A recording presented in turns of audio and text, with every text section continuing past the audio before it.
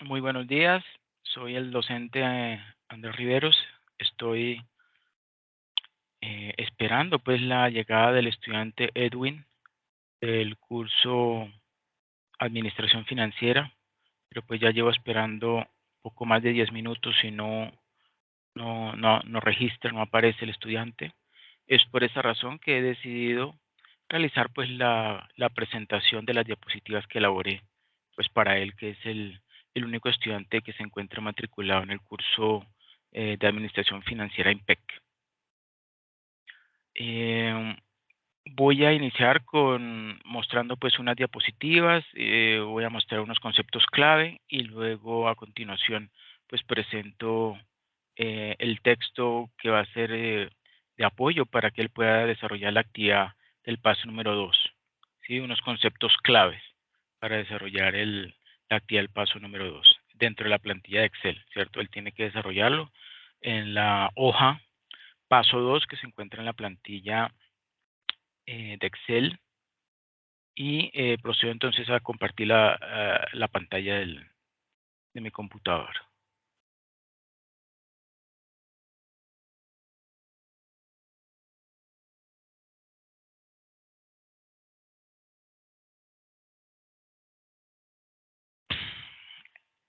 Entonces, esta es nuestra primera tutoría virtual del curso de Administración Financiera del IMPEC. Nos encontramos en el momento, o en el paso número 2, perdón, corresponde al diagnóstico financiero. Hoy estamos a miércoles 24 de mayo de 2023, son las 9:14 de la mañana.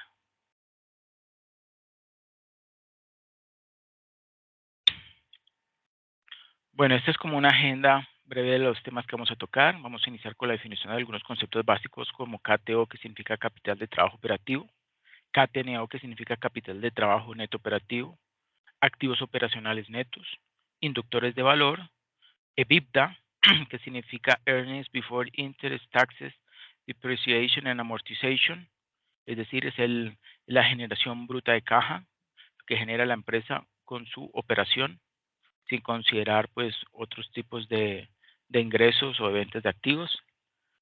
El costo de capital, CPPC, significa costo promedio ponderado de capital, entre otros conceptos. Segundo, el ciclo operativo de la empresa. Tercero, definición ejemplo de EBITDA. Cuarto, ejemplo de margen de EBITDA.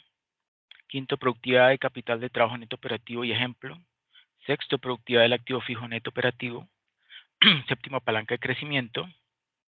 Octavo, costo de capital y cálculo del costo promedio ponderado de capital, o WACC, es lo mismo. WACC es el mismo concepto, pero en inglés, que significa Weighted Average Capital Cost. Noveno, EVA, que significa Economic Value Added, o en español, valor económico agregado, y un ejemplo. Conclusiones y cierre. Iniciamos con los conceptos clave, ¿sí? ¿Qué es capital de trabajo operativo? KTO. Es el dinero que necesita una empresa para cubrir sus costos operativos, gastos de administración y gastos de ventas en el corto plazo dentro de la operación normal. Ese dinero se ve representado en el inventario que acumula la empresa y en las cuentas por cobrar, cartera de clientes. Segundo, ¿qué es capital de trabajo neto operativo? Sí, este tiene el neto, a diferencia del anterior.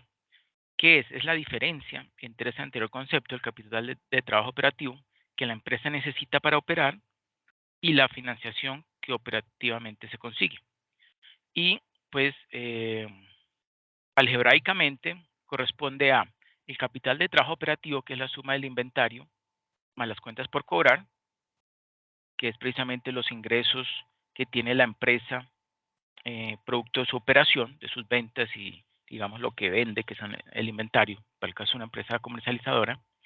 Y a eso le restamos las cuentas por pagar a proveedores, ¿sí? ¿Y por qué se resta? Porque resulta que la empresa recibe un tiempo, digamos, lo que llamamos un crédito. Los proveedores ofrecen un crédito a mí como empresa comercializadora por los productos que yo le compro y que pues yo luego revendo, ¿sí? Y pues eso es un tiempo, un lapso de tiempo en el que yo, sin entregar o digamos desembolsar los recursos a mi proveedor, puedo utilizarlos para pues cubrir la operación diaria de la empresa. Tercero, ¿cuáles son los métodos utilizados para calcular las necesidades de KTO, o sea, de capital de trabajo operativo? Son dos, método financiero y método del periodo de desfase. El método financiero se consideran, o en este método se consideran las C por C, que significa cuentas por cobrar, ¿sí? O sea, clientes a quienes se les otorga crédito por compras de producto terminado. ¿Sí? Inventarios, que pueden ser MP, materia prima, PP, producto en proceso, o PT, producto terminado. Así como C por P, que significa cuentas por pagar. Esto incluye todas las cuentas del pasivo corriente, excepto obligaciones financieras. Tiene que ver con la operación. Segundo, método del periodo de desfase.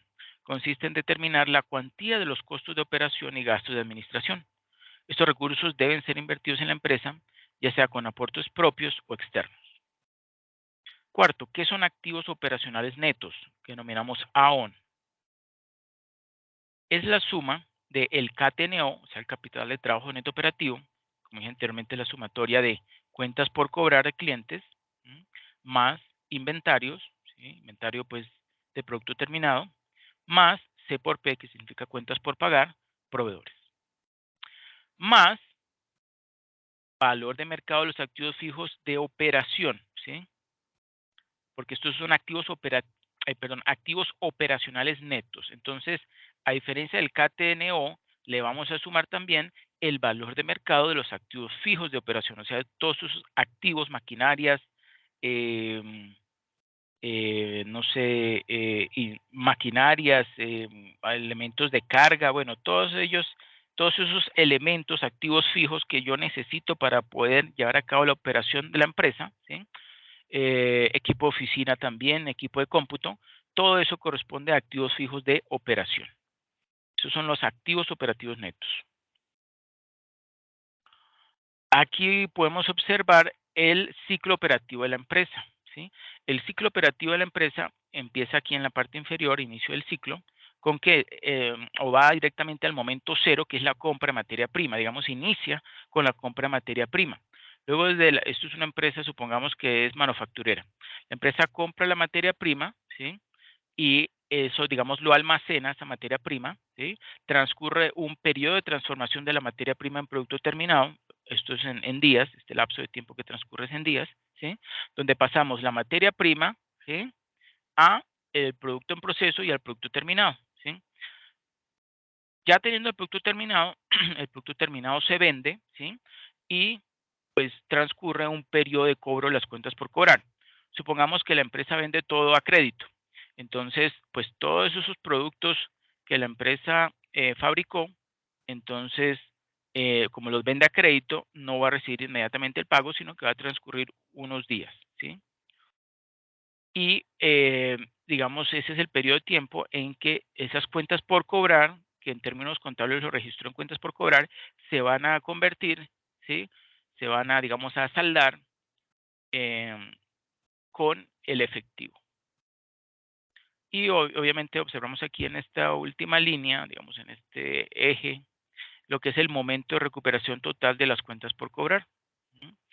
Y vemos aquí en esta parte inferior que el ciclo operativo o ciclo de negocio en días corresponde a la sumatoria de los días que se demora el periodo de transformación, o sea, el de convertir la materia prima en producto terminado, ese periodo de días más los días que se demora en recuperar, digamos, el efectivo producto de las ventas que hizo a crédito, esa sumatoria mm, de esas dos cantidades de días es lo que corresponde al ciclo operativo o ciclo de negocio, ¿sí? Y allí pues finaliza, ¿sí? Finaliza el ciclo.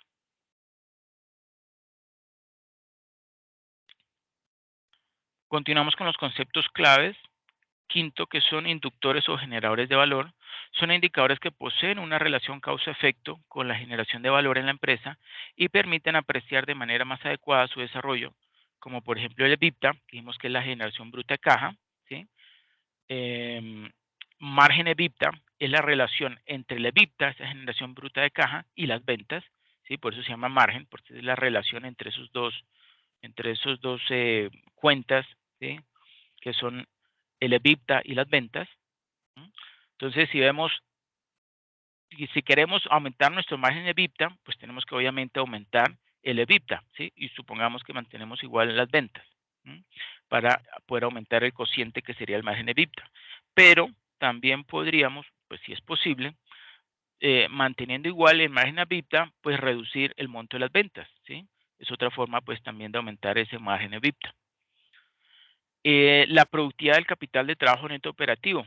Ya ahorita lo vamos a ver con más detenimiento, pero pues es, como su nombre lo dice qué tan, una eficiencia, nos está mostrando la productividad o eficiencia de este capital de trabajo neto operativo, ¿sí? Que entre más bajito sea ese cociente de productividad del capital de trabajo neto operativo, significa que la empresa será pues más eficiente en el manejo de sus gastos operacionales, ¿sí? O de su operación. Necesitan menos recursos para poder cubrir sus gastos de operación. La palanca de crecimiento, como su nombre lo dice, es esa capacidad que tiene la empresa de poder crecer sin problemas, pues realizando digamos, manteniendo esa operación como la está llevando actualmente. Productividad del activo fijo, es que su nombre lo dice, está midiendo la productividad, ¿sí?, de los activos fijos que tiene actualmente la empresa. Entre menor sea la cantidad del activo fijo, ¿sí?, manteniendo constante esa productividad, pues significa que la empresa es más productiva. Y si por el contrario, manteniendo constante esa productividad, ¿sí?, aumenta la cantidad del activo fijo, pues significa que está siendo menos productivo. Y el flujo de caja libre es ese excedente de recursos que le queda a la empresa después de desembolsar, eh, o me han dicho, es lo que le queda a la empresa para poder pagar la compra de activos fijos, para pagar las deudas que tiene, los intereses, pagar los gastos de intereses, e incluso si es una empresa que reparte dividendos, pues repartir dividendos. Y este flujo de caja libre se calcula independientemente de la fuente de financiamiento, ya sea capital propio de los dueños o socios de la empresa o endeudamiento. ¿Qué es EBITDA? EBITDA, ahora sí, un concepto pues ya más completo, son las utilidades en efectivo que tiene la empresa en un periodo y que permiten cubrir el pago de impuestos, las inversiones de capital de trabajo, reposición de activos fijos, pago del servicio a la deuda, inversiones estratégicas como la reposición de activo fijo y reparto de utilidades. ¿Mm? Pero entonces es el flujo de caja bruto, ¿sí? Utilidades en efectivo, que es producto de la operación de la empresa. Séptimo, ¿por qué es importante la disponibilidad de los recursos? Pues la disponibilidad es lo que en última instancia permite cumplir con los compromisos adquiridos y específicamente el pago de impuestos, pago del servicio a la deuda, el reparto de utilidades y la realización de inversiones estratégicas. Octavo, ¿cómo se clasifican los inductores de valor? ¿Sí? Bueno, primero que todo, ¿qué son inductores de valor? Los inductores de valor son unos indicadores que muestran la relación causa-efecto, ¿sí?, entre, pues como su nombre lo dice, las fuentes de donde la empresa puede generar valor a sus dueños o accionistas. Estos inductores de valor se clasifican en 4 grupos, que son macroinductores, como por ejemplo la rentabilidad del activo y el flujo de caja libre. Segundo, los inductores operativos, como su nombre dice, inducen pues a la generación de valor en la operación de la empresa. Allí podemos medir esa generación de valor en la operación de la empresa por medio de la productividad del activo fijo, la productividad del capital del trabajo neto operativo y el margen de EBITDA, ¿sí? Y recordemos que si sumamos la productividad del capital del trabajo operativo, productividad del capital del trabajo neto operativo, ¿sí?, y el margen de EBITDA, pues conseguimos la palanca de crecimiento. Con esos dos indicadores podemos calcular la palanca de crecimiento. Los inductores financieros, pues tienen que ver con la generación de valor, ¿sí?, por medio de la parte, pues considerando la parte financiera. Allí pues se encuentran la administración del riesgo y el escudo fiscal. El escudo fiscal es ese beneficio que tienen las empresas por financiarse con deuda en lugar de hacerlo con recursos propios. ¿Y cuál es ese beneficio? Pues que al momento de pagar impuestos, todo lo que tiene que ver con gastos de intereses, ¿sí?, que son pues lo que se paga por la utilización de recursos de terceros, ¿sí?, de endeudamiento, hay una proporción que es deducible del impuesto de renta, ¿sí? O sea que yo pagaría, en pocas palabras, pagaría menos impuesto de renta si me endeudo más con recursos de terceros a que si lo hiciera con recursos propios. Y los inductores estratégicos, ¿sí?, tienen que ver con las competencias empresariales, ¿sí? O sea, digamos, las características propias de la empresa, es decir, el ambiente de trabajo, eh, el conocimiento de la empresa sobre sus diferentes actividades, operaciones, eh, también tiene que ver con esa eficiencia en el manejo de los procesos internos, ¿sí? Todo eso tiene que ver con inductores estratégicos, o sea, son característicos de el personal que trabaja en esa empresa, ¿sí? Y que por supuesto es un recurso, es el recurso más importante de todas las empresas, ¿sí? De las competencias empresariales. Lo que caracteriza a una empresa son esas características que tienen los empleados que trabajan en esa empresa. Noveno, ¿qué es margen EBITDA? Entonces son los centavos que por cada peso de ingreso se convierten en caja, con el propósito de atender el pago de impuestos, también apoyar las inversiones, cubrir el servicio de la deuda y repartir beneficios. Muestra la capacidad de la empresa para generar efectivo y lo ideal es lograr un alto margen, ¿sí? Uno de los esfuerzos fundamentales de la administración es lograr el crecimiento de ese margen EBITDA. Esto indudablemente se reflejará en una mejora operacional del negocio y se incrementarán las posibilidades de permanencia, crecimiento y generación de valor. Décimo, ¿por qué EBITDA y margen de EBITDA son inductores de valor? ¿Sí? Pues porque en la medida en que la empresa libere más efectivo por cada peso que realiza de ventas, pues se tendrá una mayor liquidez y unas mejores posibilidades, y desde el punto de vista financiero, pues los compromisos se cumplen con efectivo y no con utilidades.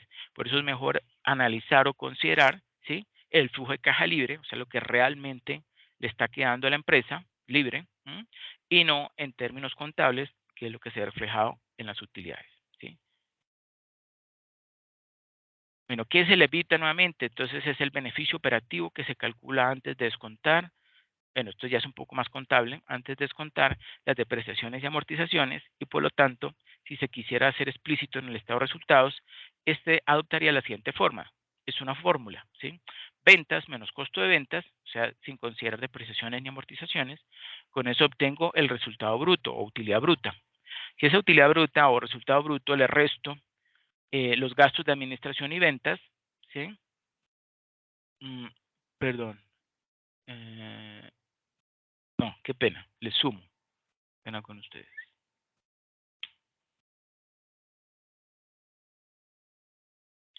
Si a ese resultado bruto, ¿sí?, le sumo los gastos de administración y ventas, ¿sí?, obtengo, perdón, eh,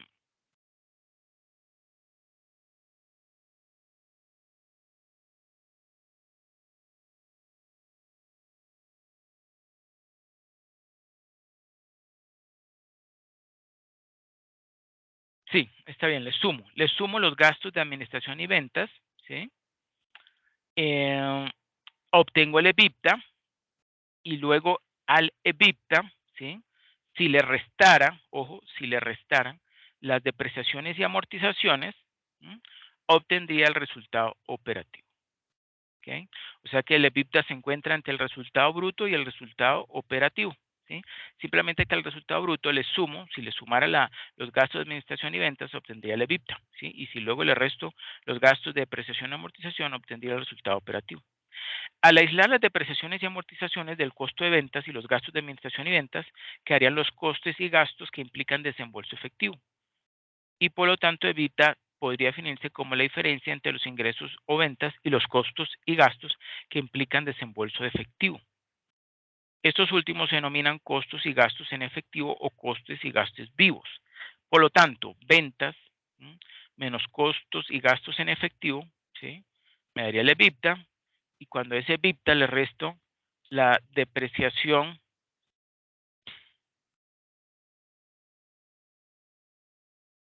mm, permítanme un momento, qué pena. No, no, los gastos de depreciación y amortización se suman, qué pena con ustedes. Suman, porque aquí se le restó los gastos de administración y ventas. ¿Sí? Aquí hay un error, qué pena. Resultado operativo, eso. Si luego el resultado operativo, yo le sumo los gastos de depreciación y ventas, qué pena. Ahí sí obtengo el EBITDA. Qué pena. Y lo mismo acá. Bueno, esto sería como dándole la vuelta.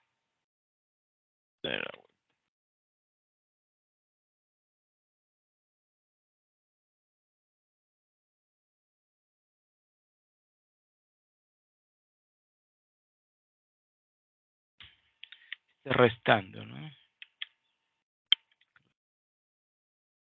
Esto, aquí sí lo tenemos. Qué pena. Entonces volvemos. Si yo, para calcular el EBITDA, si a las ventas yo le resto el costo de ventas, obtengo el resultado operativo. Perdón, el resultado bruto, ¿sí? O utilidad operativa, utilidad bruta. Si a ese resultado bruto yo le resto los gastos de administración y ventas, sin depreciaciones ni amortizaciones, ¿sí? Obtengo el resultado operativo.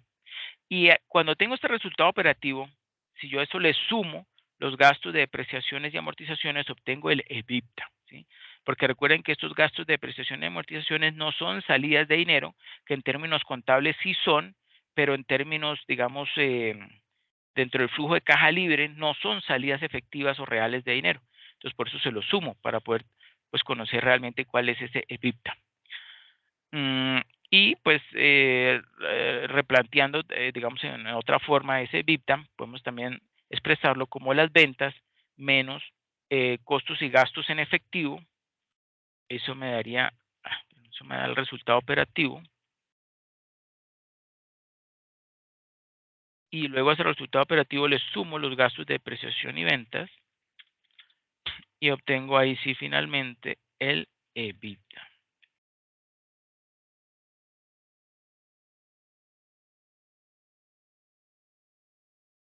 Bueno, veamos el ejemplo de margen operativo.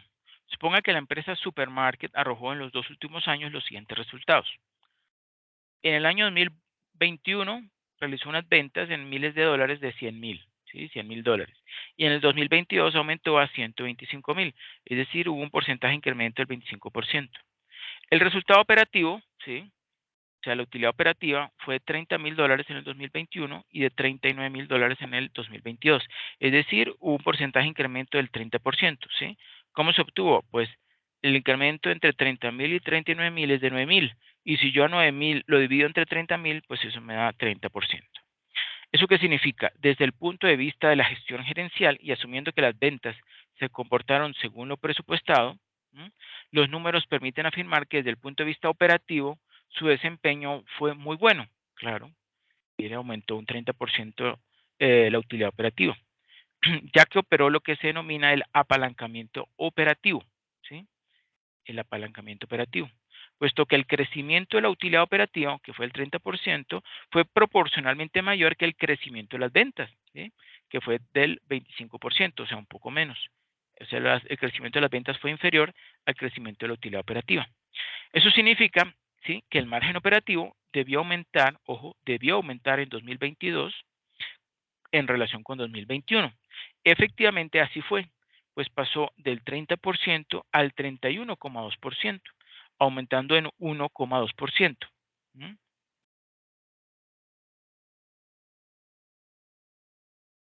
Realizando los cálculos respectivos, significa que se aprovechó la capacidad instalada y técnicamente esto es apalancamiento operativo favorable. ¿Ok?